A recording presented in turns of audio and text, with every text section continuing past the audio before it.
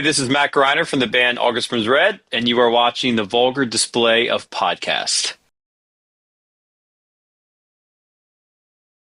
Hi, and welcome to the Vulgar Display of Podcast, live from the Barn Studios. You got the Mox here, and I'm joined online with a special guest. We have Matt from August Burns Red. Matt, how are you, man? I'm doing great. Thank you so much for having me. You're down in your home studio, it looks like. I am down at my home studio. I built this over COVID. Oh, really? Yeah, we were on tour with Killswitch. We were like 3 shows into the tour. The NCAA pulled their tournament. Live Nation started like flirting with the idea of shutting stuff down, and they called it. And we went home, unpacked the bus the day we were supposed to play our home city of Philly. And I came home and was like, all right, well, I've always wanted to do this. Here we go. I'm going to build a home studio. And dude, it's just been great. It's been awesome to have. How often do you play? We mentioned off air that you have a young one in the house now, so probably have to be pretty specific on the timing on when you get to practice. But how often are you playing? Right. I play every day. If I don't, I am not the most pleasant person to be around. It's just my thing. I have to play, or just feel like I'm missing out on the thing I'm supposed to be doing. So I typically play between 20 minutes and 4 hours a day. I have a drum set out in my garage where I just installed heat and air conditioning.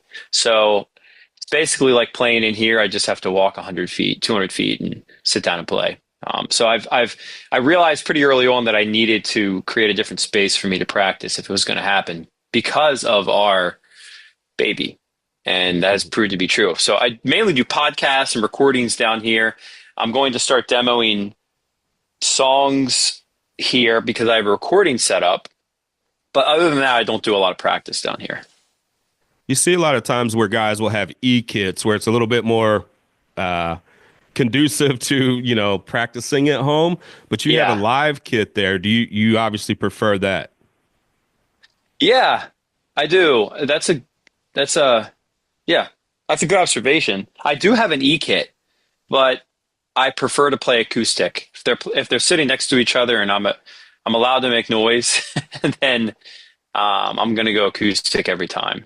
And I actually have a very high-end electronic kit. I'm really fortunate to be endorsed by DW, and I got a kit from them that's so it's incredible. It's like full-size shells, like the same size and look as this kit, but if you look at the batter head, it's not an actual drum head. It's just like a mesh head, but it looks the same and it feels similar. It's never going to feel, I shouldn't say never.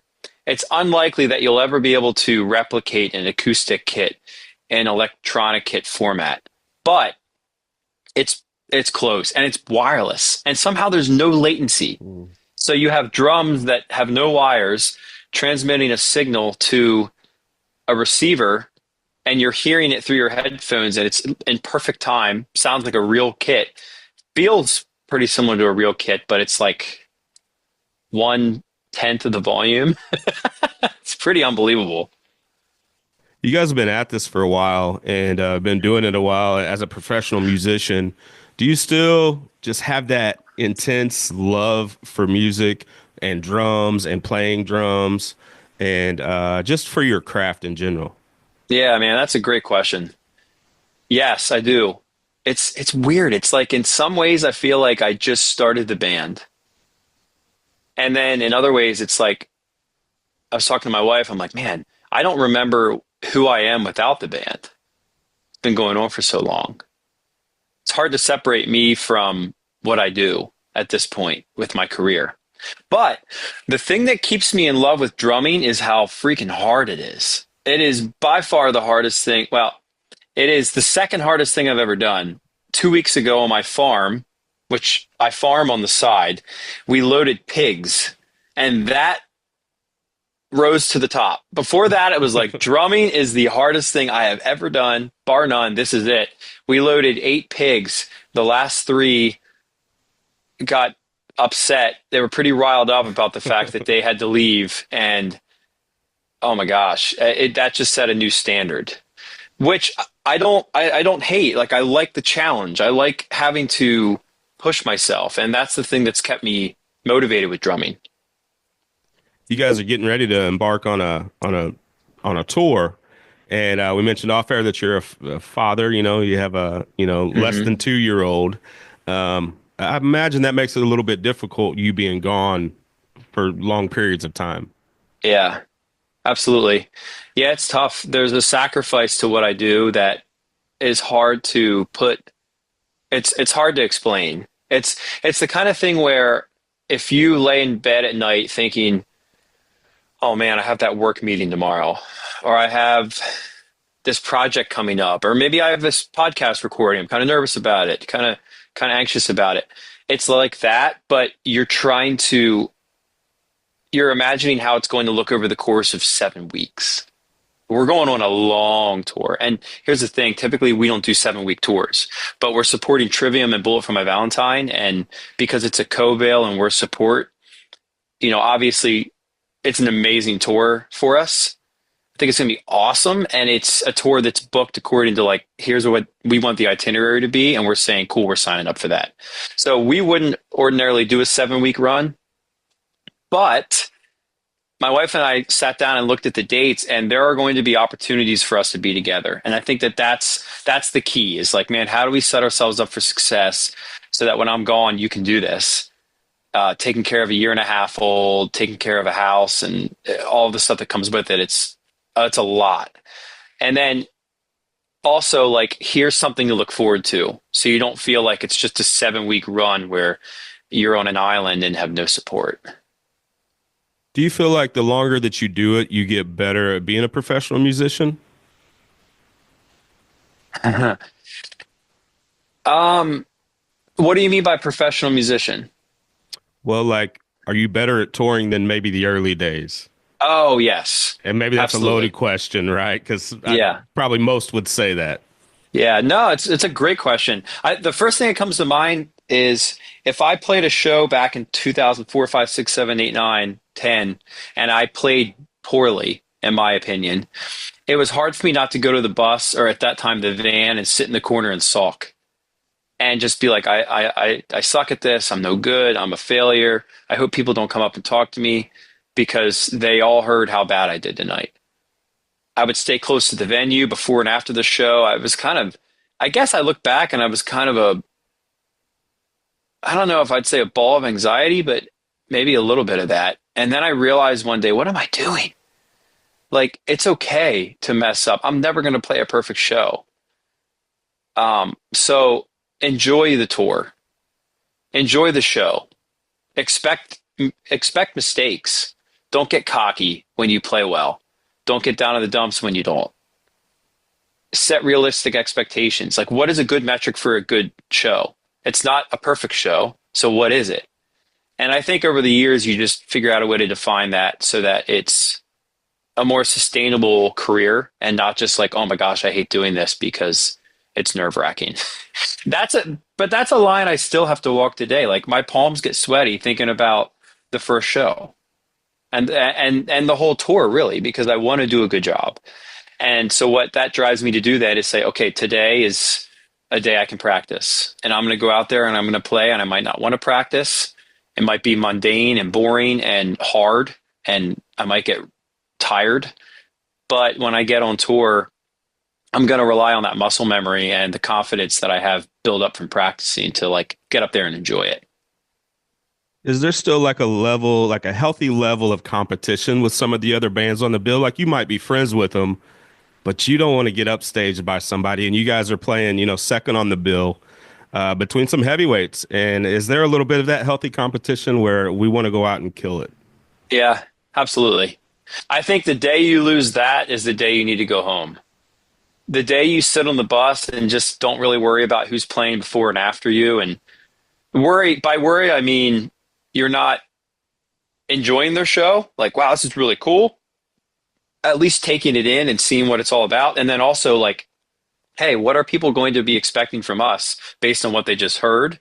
And what are people going to be expecting from the next band based on what we do, on stage? That really motivates me. I actually find it's an interesting point. I actually find that it helps me to go out and like stand in the room and hear it and see it so that when I get up on stage, I'm in the right mindset because being on the riser on the back of the stage, it's kind of hard to, you can get in your own head is the best way to put it.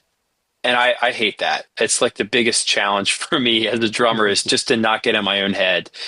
Just get up there and look around and go, oh my gosh, I cannot believe I got to do this. This is awesome. Instead of like, okay, I have this really hard part coming up here. I need to be really careful not to mess it up. Don't mess it up. Don't mess it up. Oh, I messed it up. But yeah, Yeah. because you just thought about it for like 20 seconds. This is a massive metal tour, and last week, me and some friends from the podcast are not able to be here today, but we went and saw the Kill Switch tour.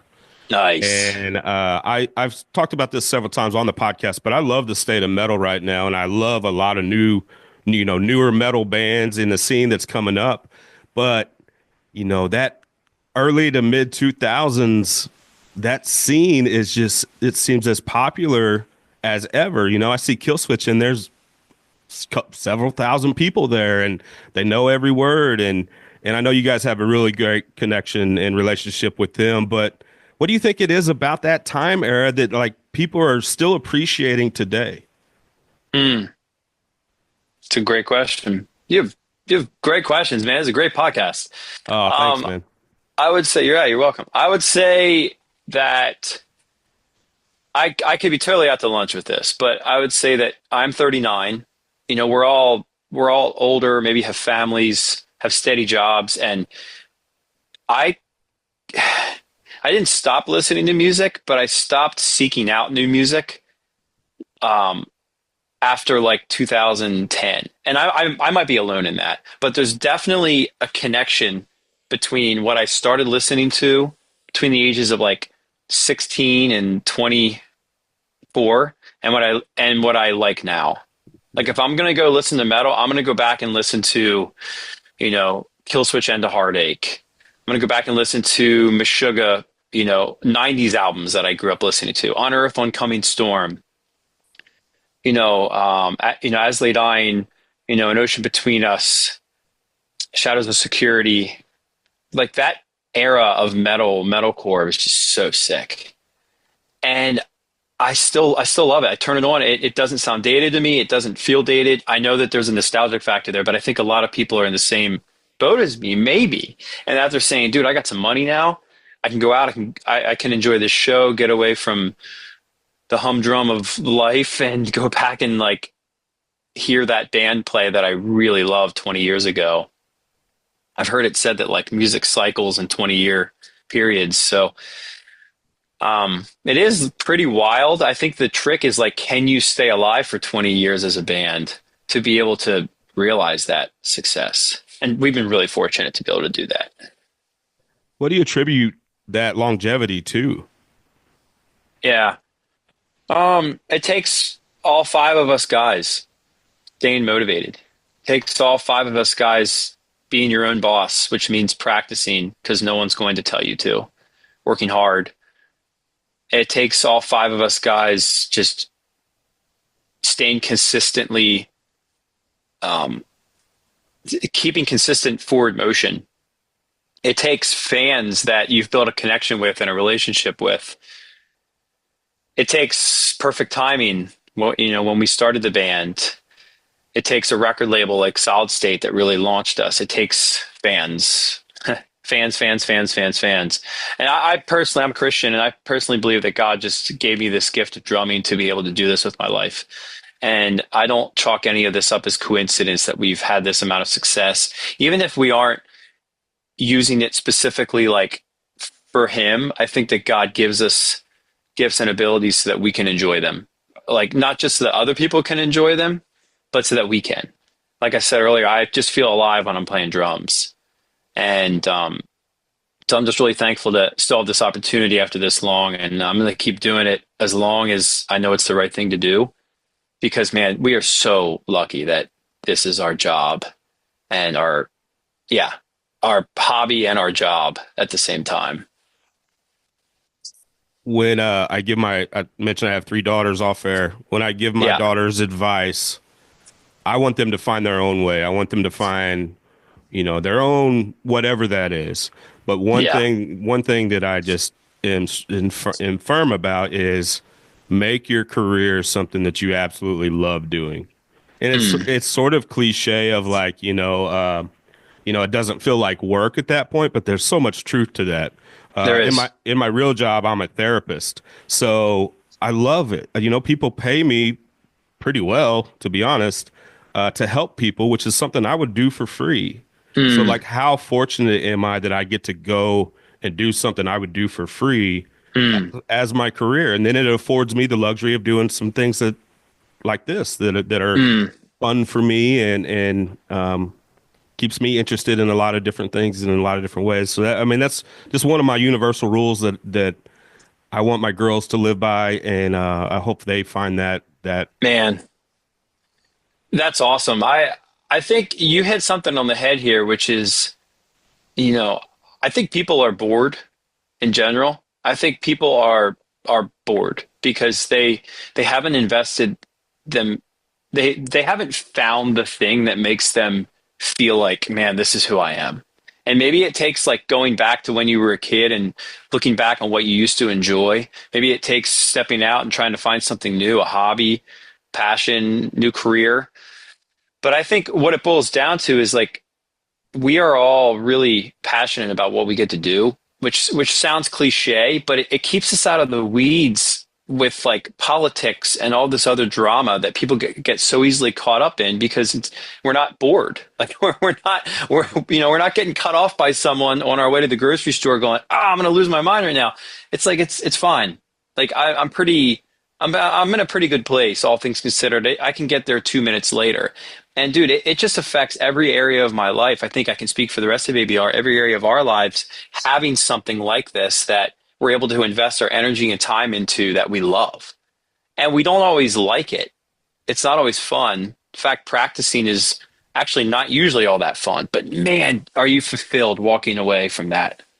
And like the advice you gave your kids, man, that's awesome advice because it's just going to keep them motivated to stay true to the course and not get distracted by all this other junk. You guys have re-recorded Thrill Seeker and its 20-year anniversary. Yep. Um, the decision to do that, where did that come from? Um, well, we look at milestones like 10-year, 15-year, 20-year, and we say, what can we do to celebrate this thing?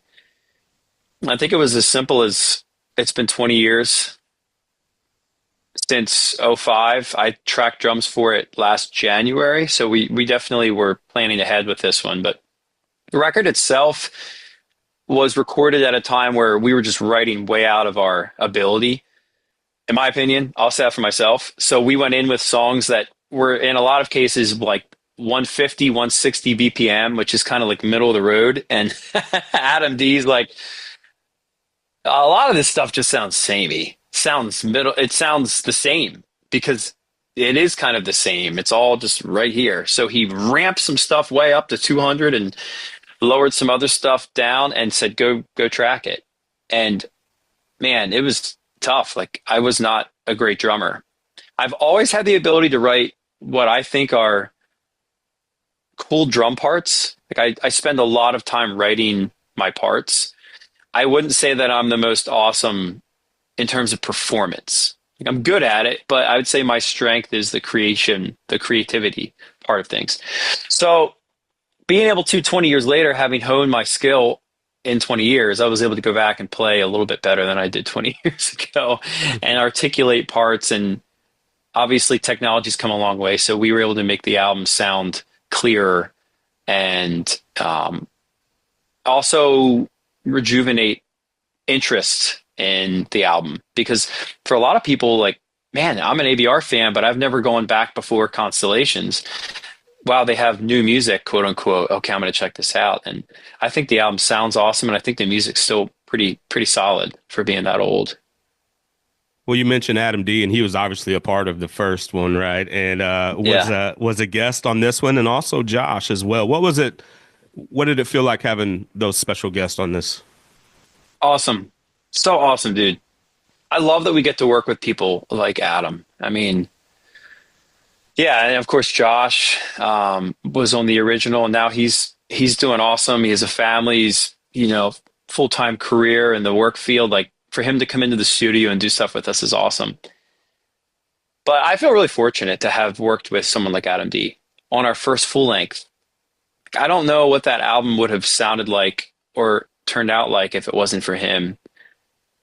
I remember when I went in there, dude, I had eight custom cymbals and at least one of them, and no, it was a cheaper, it was a K custom, and it was covered in like a green mold from years of like practicing and sweating on this cymbal. I went in, I didn't know the difference.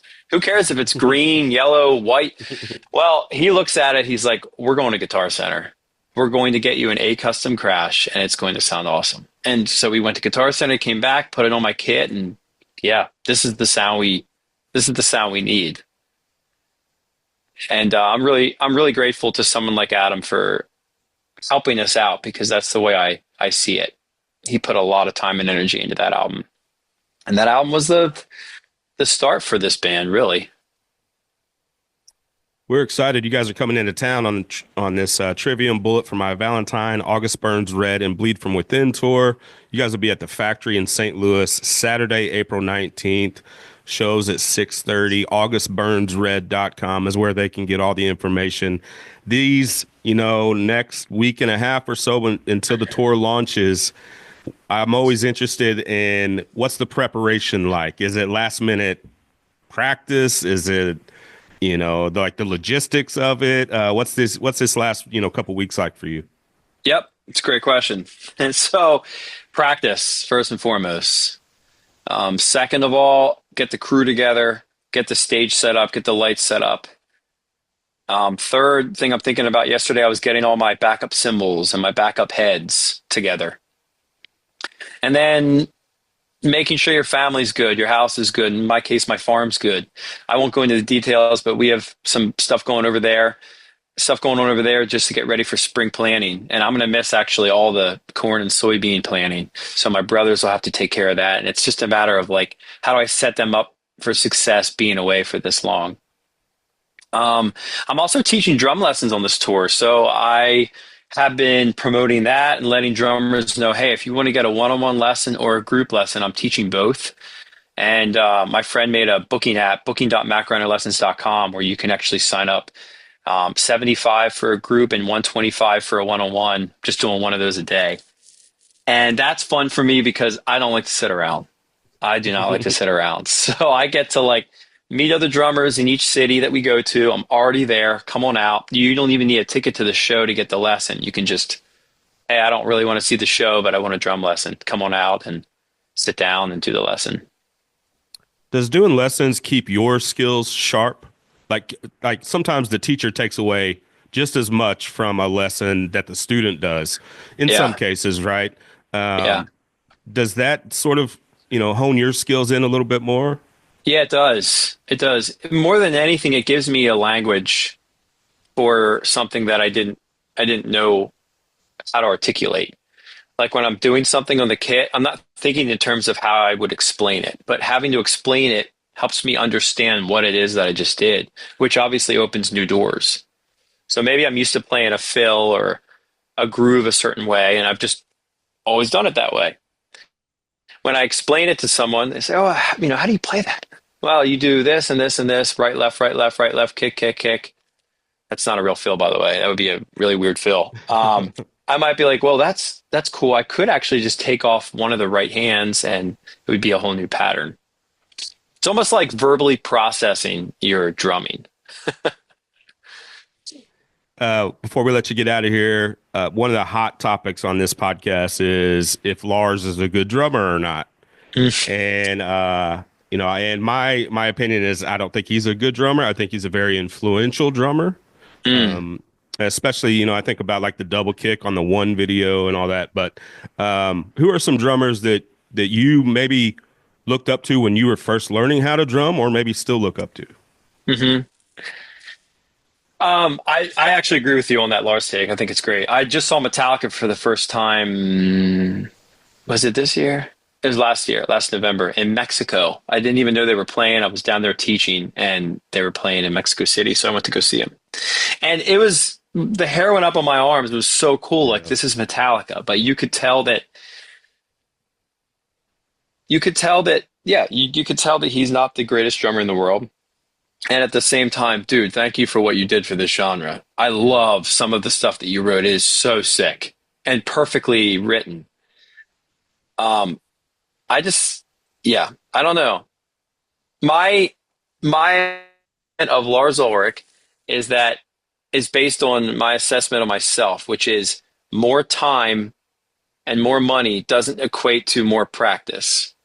I used to think that, oh my gosh, can you imagine if I didn't have to work landscaping all day and I could just practice drums all day?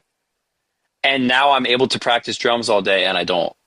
So I look at someone like Lars, who's 100 times my level of influence and fame and financial status, however you want to splice it.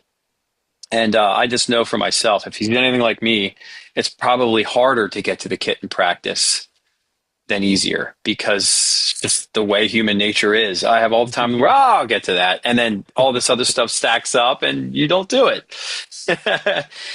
As far as influences, Tomas from Meshuggah is a huge one. Justin Foley from Killswitch, Jordan Mancino from Esley Dying, David Husvik from Extol, and my drum teacher, Clyde Lucas from here in Lancaster, Pennsylvania. Matt from August Burns Red, out on tour here in a couple weeks. Going to be at the Factory in St. Louis Saturday, April 19th. The show's at 6:30 with Trivium, Bullet for My Valentine, August Burns Red, Bleed from Within. Excellent bill, by the way. AugustBurnsRed.com, and then they can reach out to you, maybe your Instagram for your personal drum lessons. Yes, you can do that. My Instagram is at Matthew Greiner, or you can go to booking.mattgreinerlessons.com. Thanks so much, Matt. Enjoyed this conversation. Me too. Thank you very much for having me. I really appreciate it.